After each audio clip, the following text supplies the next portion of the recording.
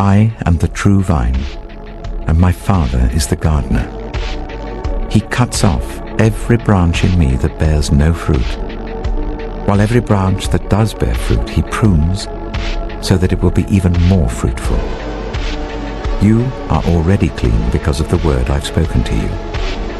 Remain in me, as I also remain in you. No branch can bear fruit by itself. It must remain in the vine. Neither can you bear fruit unless you remain in me. I am the vine. You are the branches. If you remain in me and I in you, you will bear much fruit. Apart from me, you can do nothing. If you do not remain in me, you are like a branch that is thrown away and withers. Such branches are picked up, thrown into the fire, and burned. If you remain in me, and my words remain in you, ask whatever you wish, and it will be done for you. This is to my Father's glory, that you bear much fruit, showing yourselves to be my disciples. As the Father has loved me, so have I loved you. Now remain in my love. If you keep my commands, you will remain in my love, just as I have kept my Father's commands and remain in his love. I have told you this so that my joy may be in you and that your joy may be complete. My command is this: love each other as I have loved you. Greater love has no one than this, to lay down one's life for one's friends. You are my friends if you do what I command. I no longer call you servants, because a servant does not know his master's business. Instead, I have called you friends, for everything that I learned from my Father I have made known to you. You did not choose me, but I chose you and appointed you, so that you might go and bear fruit that will last, and so that whatever you ask in my name, the Father will give you. This is my command: love each other. If the world hates you, keep in mind that it hated me first. If you belonged to the world, it would love you as its own.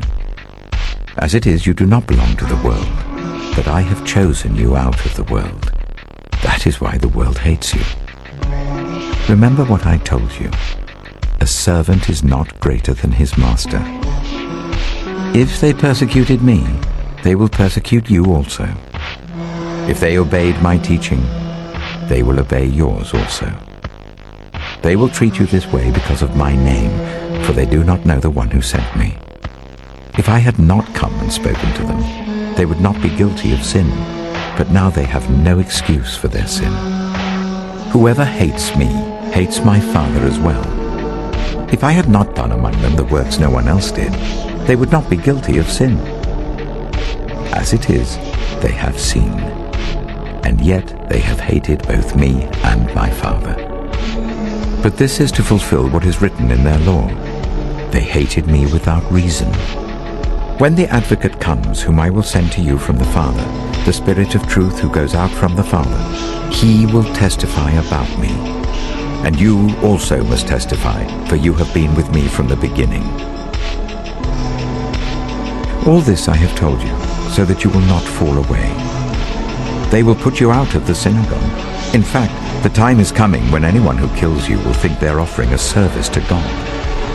They will do such things because they have not known the Father or me. I have told you this, so that when their time comes you will remember that I warned you about them. I did not tell you this from the beginning because I was with you, but now I am going to him who sent me. None of you asks me, "Where are you going?" Rather, you are filled with grief because I have said these things. But very truly I tell you, it is for your good that I am going away. Unless I go away, the Advocate will not come to you. But if I go, I will send him to you. When he comes, he will prove the world to be in the wrong about sin and righteousness and judgment. About sin, because people do not believe in me. About righteousness, because I am going to the Father, where you can see me no longer. And about judgment, because the prince of this world now stands condemned.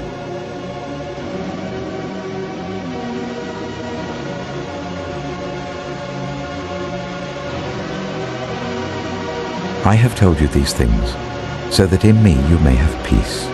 In this world you will have trouble, but take heart. I have overcome the world.